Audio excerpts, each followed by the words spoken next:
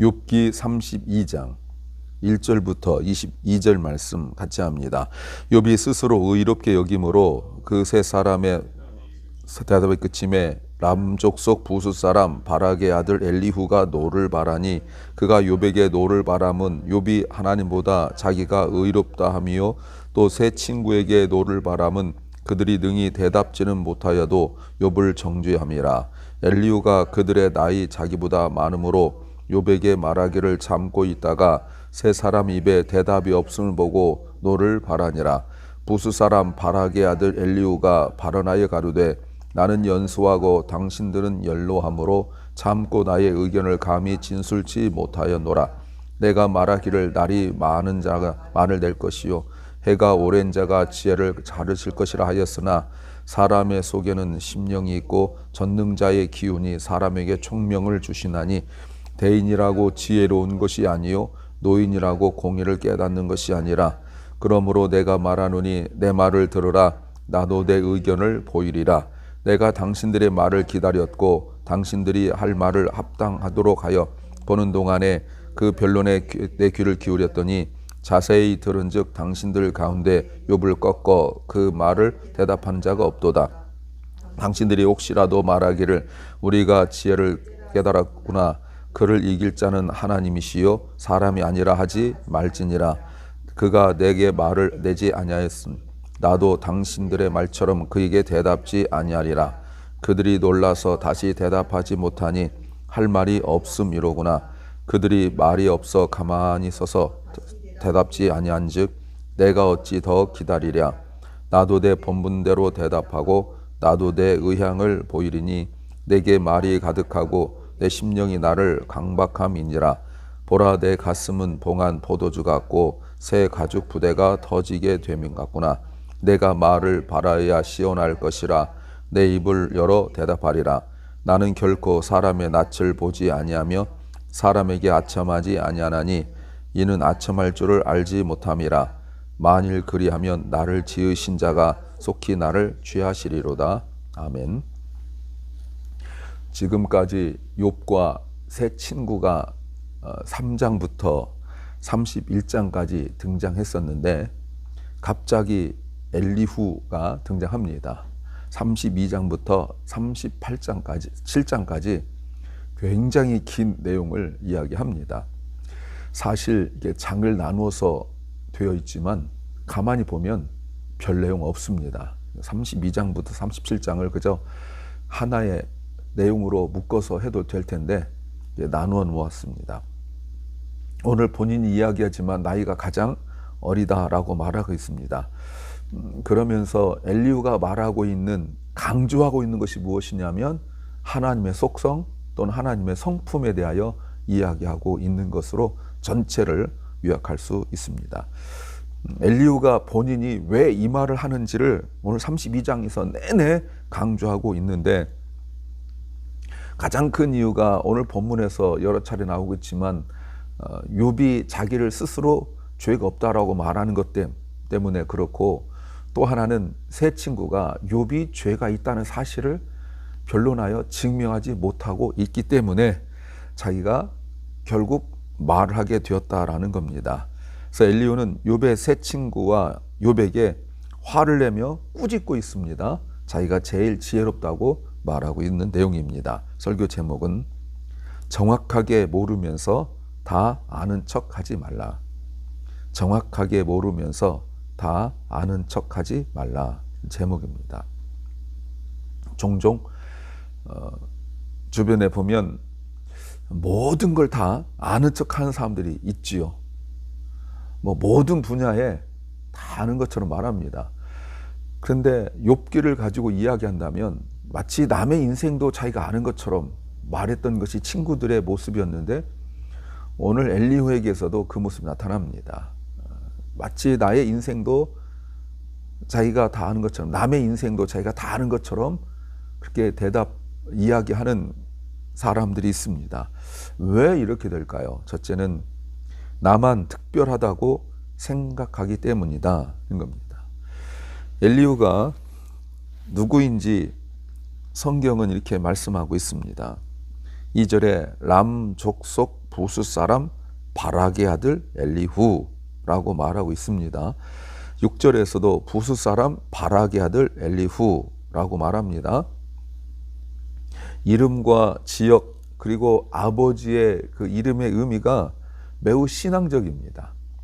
그 지역 자체가 굉장히 신앙적이에요. 물론 이때는 아브라함 그 비슷한 시기라고 말하고 있으니까 그 이후에 이스라엘의 역사를 쭉 가면서 있는 그런 이름들은 아닙니다. 그러나 이미 이스라엘 역사 속에서 몇 번 등장하고 있는 정말 그 이름의 뜻이 참 신앙적인 사람이라고 볼 수 있습니다. 그런데 엘리후가 욥과 세 친구의 이야기를 들으면서 양쪽 이야기를 들으면서 자그마치 3장부터 31장까지의 그 키 내용을 들었습니다. 왜 들었는지 자기가 이야기를 해요. 왜 들었는지. 얼핏 보면 자기가 지금의 상황을 다 파악하지 못하기 때문에, 그리고 자기가 어리고 다른 사람들 나이가 많기 때문에 젊은 사람으로서 내가 듣고 상황을 파악해야겠다 해서 들은 것이 아니고 4절, 6절, 7절에서 계속 강조하는 것이 무엇이냐면 엘리후가 그들의 나이가 자기보다 많기 때문에 말하는 것을 참고 있다가 6절에서도 말하기를 나는 젊고 당신들은 나이 먹어서 내가 참고 내가 말하고 싶은 것을 내가 기다리다가 7절에서도 말하죠. 내가 말하기를 오래 산다고 말을 많이 할 것 아니고 오래 살았다고 지혜를 가르칠 것이다 라는 그런 말들, 이 말이 무슨 말입니까? 자기가 말하는 것을 참았던 것은 자기가 젊어서 그러는 거라는 거예요. 젊어서. 뒤에 그럼에도 불구하고 자기가 말한 이유를 말합니다.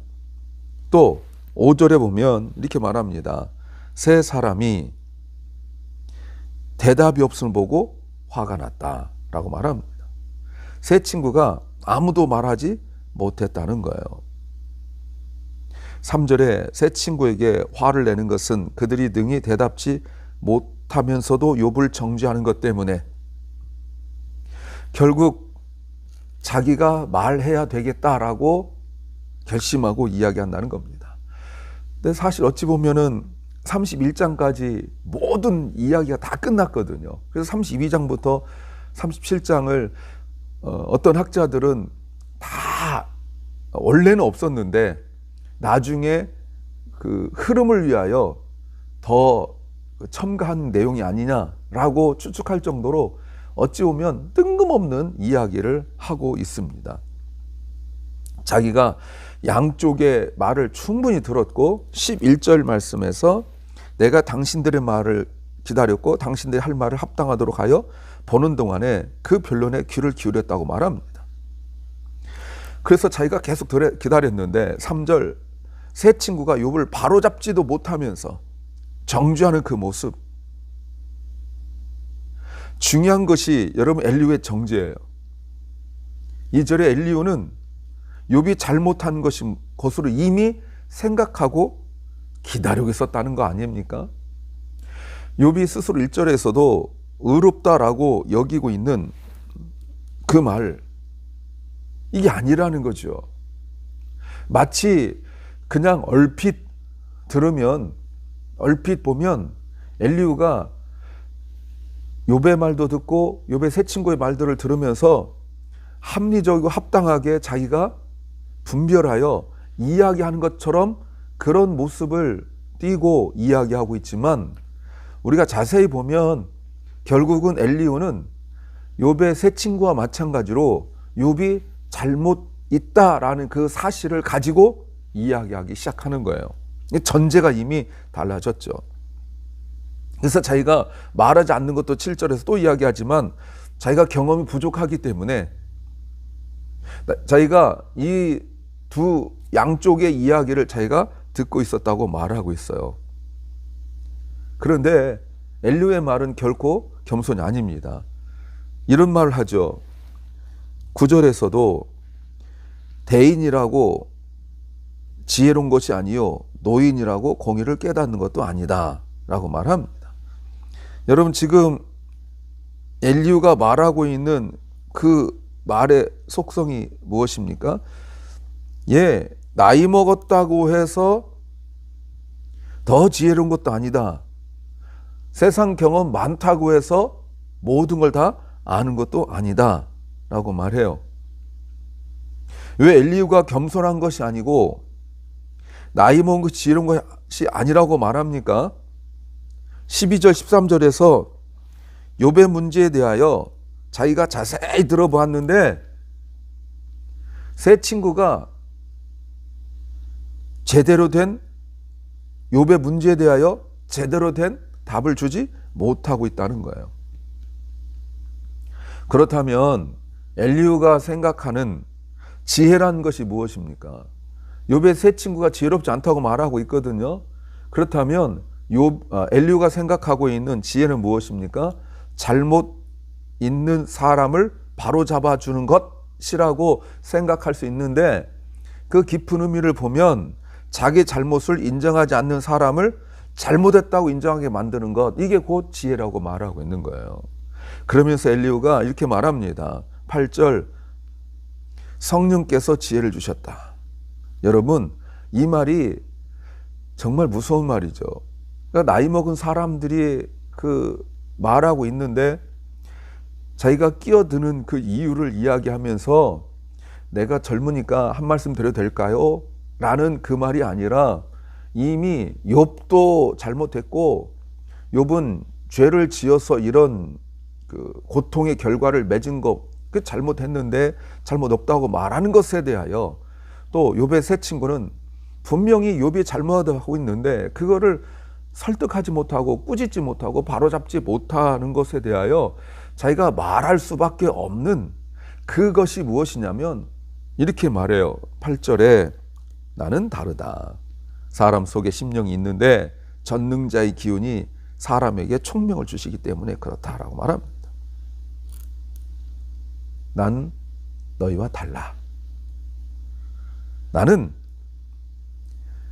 내가 말하는 것은 나이 많고 적고 이런 것이 아니라 나는 나이에서 오지 않는, 경험에서 오지 않는 뭔가 특별한 신적인 지혜가 있어라고 말해요. 그러므로 너희는 절대로 나를 이해할 수가 없다라고 말하는 거죠. 내가 깨닫는 이 지혜는 하나님이 주신, 전능자가 주신 거기 때문에 너희가 아무리 나이를 강조하고 경험을 강조해도 나는 너희와 다르다라는 걸 이야기해요. 그런데 그 내용들을 쭉 보면 엘리후나 욥의 세 친구는 근본적으로 다른 것은 거의 없다라고 해도 과언은 아니에요. 근데 어떻게 이렇게 욥의 인생뿐만 아니라 그 세 사람에게까지 당신들은 이런 사람이다 라고 말하는 그 내용이, 그렇게 말할 수 있는 게 뭐냐면 나는 특별하다라고 생각하기 때문에 그런 거예요. 독선이죠. 두 번째는 나만 옳다고 말하기 때문이다는 겁니다. 아까는 자기는 특별한 사람이었고 이번엔 자기는 옳다라고 생각하는 거예요. 그 엘리후가 말하고 있는, 이렇게 말할 때 또 엘리후에게 있어서 하나의 그것을 문제를 잡아낸다면 사실 태도의 문제라고 볼 수 있어요. 3절에 보니까 세 사람에게, 2절에서 엘리후가 화를 냈다고 말하고 있습니다. 몇 번 강조하고 있어요? 엘리후가 욥에게 화를 내고 있고 3절에 엘리후가 세 친구에게 화를 내고 있다고 말하고 있습니다. 5절에서도 세 사람의 입에 대답이 없음을 보고 화를 내고 있다고 말하고 있습니다. 지금 자기가 화를 내는 이유를 이야기하는데 양쪽 모두 틀렸다고 생각하기 때문에 그런 거예요. 다른 의견이 아니라 틀렸다고 생각하고 있는 거예요. 그러면 엘리후는 두 그룹이 말하고 있는 것을 차분히 듣고 분석하고 분별하여 판단한 것이 아니라는 것을 우리가 알 수가 있죠. 결국 14절에서 그가 내게 말을 내지 아니하였으니 나도 당신의 말처럼 그에게 대답지 아니하리라. 이 말이 뭐죠? 나는 당신들과 다른데 당신들 같은 방법을 사용하지 않을 거라는 것까지 내가 생각했다라고 말을 하는 거예요. 욥의 세 친구가 말하는 방식으로는 욥을 꺾을 수 없기 때문이라고 말하죠. 왜 엘리후가 이런 말 합니까? 15, 16절에 그들이 놀라서 다시 대답하지 못하니 할 말이 없음이로구나. 그들이 말이 없어 가만히 있어서 다시 대답지 아니한 즉 내가 어찌 더 기다리랴. 그러니까 28장까지 그 욥의 세 친구 이야기가 두 번씩 반복하다가 소바른 이야기 하지 않았고, 그리고 29, 30, 31장에서 욥이 자신의 과거, 현재, 미래에 대하여 길게 이야기하잖아요. 근데 그걸 보면서 엘리후가 화가 났다고 말해요. 세 친구는 욥의 말에, 그 말의 논리에 져서 대답도 하지 못하고 그냥 입 다물고 있다는 거예요. 아니 분명히 욥이 잘못했는데 그 잘못한 팩트를 이야기해야지 왜 욥의 그 말도 안 되는 논리에 넘어가서 아무 말도 하지 못하고 쳐다만 보고 있느냐. 그게 답답했다는 거예요. 하면서 말하는 게 뭡니까? 나는 이런 것도 파악했다라고 말하는 거죠. 나는 너희가 왜 말을 못하는지 그것도 파악을 했다. 이 말이 뭐죠? 너는 왜 이런지 너도 모르지. 그러나 나는 알아. 너희는 이렇게 했는데 잘못했지. 나는 그렇지 않아. 나는 오라 라는 말과 같아요. 세 친구가 고통 속에 있는 욥에게 네가 이런 고통을 겪고 있으니 너는 하나님께 죄인이다. 이렇게 말하면 욥이 잘못했다 라고 말할 줄 알았을 거라는 거죠. 욥의 세 친구를 보면서 엘리후가 하는 말이에요.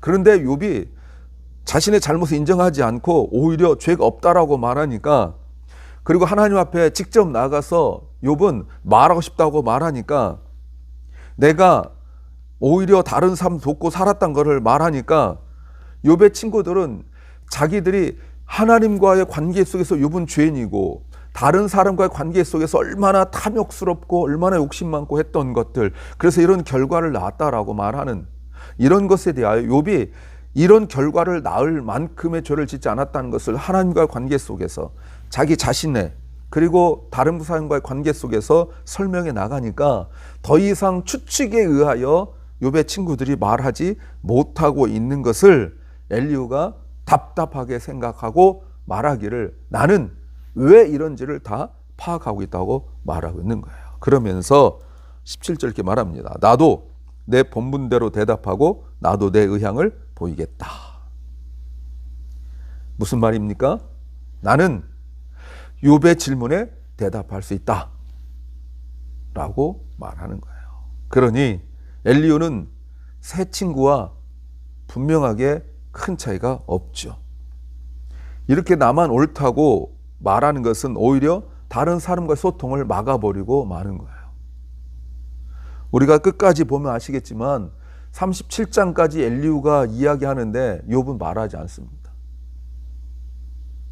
오히려 욥 대신 하나님이 38장부터 41장까지 말씀하시죠. 세 번째는 전체를 볼 줄 모르기 때문이다는 겁니다. 결국 부분만 보기 때문에 자기가 옳다라고 주장하는 거예요. 그러니까 자기가 옳다라고 주장하는 사람, 남의 인생, 남의 문제에 대하여 함부로 속단하고 판단하고 말하는 사람들의 가장 큰 특징, 나만 옳다, 나만 정확하다, 내가 확실하다, 그것뿐만 아니라 부분적으로밖에 볼 줄 모르기 때문에, 전체를 볼 줄 모르기 때문에 하는 말이에요. 오랫동안 그 네 사람의 말을 들으면서 18절 이렇게 말합니다. 내게 말이 가득하고 내 심령이 나를 강박함이니라. 보라, 내 가슴은 봉한 포도주 같고 새 가죽 부대가 터지게 됨 같구나. 내가 말을 바라여야 시원할 것이라 내 입을 열어 대답하리라. 욥과 세 친구가 말한 걸 들으면서 자기 그 마음이 터져버릴 것 같았다고 말하고 있어요. 그래서 말을 해야 속 시원할 것 같아서 말한다는 거죠. 이 말은 나도 참을 만큼 참았다. 누가 언제 참으라고 그랬습니까? 근데 하여튼 자기는 참을 만큼 참았다고 말해요. 그러니까 33장부터 이야기할 텐데 32장에서 내내 자기가 왜 말을 해야 되는지 그 이야기를 반복하여 말하고 있는 거예요. 그러면서 이렇게 말합니다. 21절에 나는 결코 사람의 낯을 보지 아니하며 사람에게 아첨하지 않겠다. 누구 편도 들지 않고 공정하게 말하겠다 하면서 22절 이는 아첨할 줄 알지 못함이라. 만일 그리하면 나를 지으신 자가 속히 나를 취하시리라. 나는 아첨할 줄 모르는데 만약에 내가 어느 편을 든다면, 내가 욥의 편을 들든지 아니면 세상의 편을 들든지 이러면 하나님이 즉시 벌을 내려서 나를 죽여도 나는 할 말 없다는 거예요. 여러분, 엘리후가 말한 대로 물론 자신은 아첨하지 않는 사람일 수 있어요. 그런데 엘리후는 양쪽 모두를 비난하고, 양비론이라 합니다. 양쪽 모두 비난하고 태도가 지금 화부터 내고 있는 거예요. 나만 옳다라고 생각하고 문제가 빨리 해결될 수 있는데 해결되지 못하는 것에 대하여 자기가 답을 줄 수 있다는 생각 때문에 그러는 거죠. 그럼 우리가 내내 보았지만 물론 앞으로도 계속 볼 거죠. 욥의 문제가 정말 믿음의 윤리의 문제겠습니까? 1장과 2장에서 욥의 문제는 순전함의 믿음이에요. 순전한 믿음이라는 것이 환경과 조건에 변하지 않고 여전한가를 증명하는 거였죠. 누구에게 증명하는 겁니까? 사탄에게 증명하는 거예요. 사탄이 이렇게 못살게 굴어도 가정 파탄시키고 경제적으로 몸으로 파탄시키고 관계 깨지게 만들고 이런 상황 속에서 순전함이라는 것이 무엇인가를 욥이 보여주고 있는데 이거를 엘리후가 알까요? 모르죠. 모른단 말이죠. 그런데 왜 이렇게 엘리후는 말할 수 있을까요? 엘리후는 욥의 순전함을 증명하는 말이 아니기 때문에 이렇게 쉽게 속단하여 남의 인생에 대하여 말할 수 있는 겁니다. 그렇다면 엘리후는 문제의 진정한 의미를 다 파악하지 못한 거죠. 그렇게 본다면 보세요. 오래 듣는다고 해서 문제를 다 파악하는 것은 아니에요. 다 아는 척 하지 않는 것이 중요합니다. 어떤 전문 지식을 말하는 것이 아닙니다. 내가 피아노에 대해 잘 모르면서 피아노를 전공자 앞에서 막 말을 하고 꽃이나 나무나 이런 것들 잘 모르면서 다 아는 것처럼 말하는, 여러분 이런 것은 참 안타까운 일이에요. 제가 꽤 전에 어떤 재미난 이야기를 들었어요. 우리들 사이에서 정말 모든 걸 아는 척하는 목사님이 한 분 있었습니다. 정말 모르는 게 없어요. 그래서 그분만 입 열면 뭐 나머지 입 다물고 가만히 있어요. 뭐 워낙 많은 걸 아니까. 근데 이분이 뭐 미국에서도 공부했고 이랬지만 영어도 잘하고 막 이렇게 한다고 그랬어요. 그러다 갑자기 어느 큰 교회에서 그 외국 목사님 오셔가지고 이렇게 말씀을 증거할 그 설교할 때가 있었는데 통역하는 그 목사님이 마침 없었습니다. 그러니까 앞에 있던 그 담임 목사님이 그 목사님 마침 참석했어요. 목사님 통역 좀 해주세요 하고 딱 세웠어요. 이게 갑작스럽게 일어난 일입니다. 수천 명 있는 데서 세웠어요. 이분이 올라가서 통역을 하기 시작했습니다. 앉아있는 사람들이 이미 첫 줄 두 문장에서 수근수근숭숭숭숭 되기 시작한 거예요. 영어를 잘 모르는 담임 목사님이 들어도 저건 아니거든요. 그래서 급하게 중지시키고 다른 그 목사님한테 부탁해서 통역을 했대요. 여러분이 싫어합니다. 잘난 척한 건 좋아요. 근데 그 말을 고지고대로 들은 분이 그분을 세워서 수천 명의 성도들 앞에, 수천 명 중에 여러분 그 큰 교회 통역할 사람 없었겠습니까? 또 목사님이니까 세웠는데 이미 첫 문장부터 틀린데, 여러분 놀라운 게 뭐냐면 아주 뻔뻔하게 당당하게 틀린 거를 자연스럽게 나름대로 통역을 했다는 거예요. 그 목사님이 이야기하는데 제가 얼마나 우리 다 웃었죠 뭐. 여러분 그냥 단순히 아는 척하면 우리끼리 둘러앉아 이야기하다가 어느 순간 그것이 드러나서 곤란함을 겪을 때가 있어요. 우리가 입 다물고 있는 것은 사실 쉬운 일은 아닙니다. 그러나 자문의 말씀대로 입 다물고 있으면 지혜롭게 보일 수 있습니다. 기도합니다. 주님,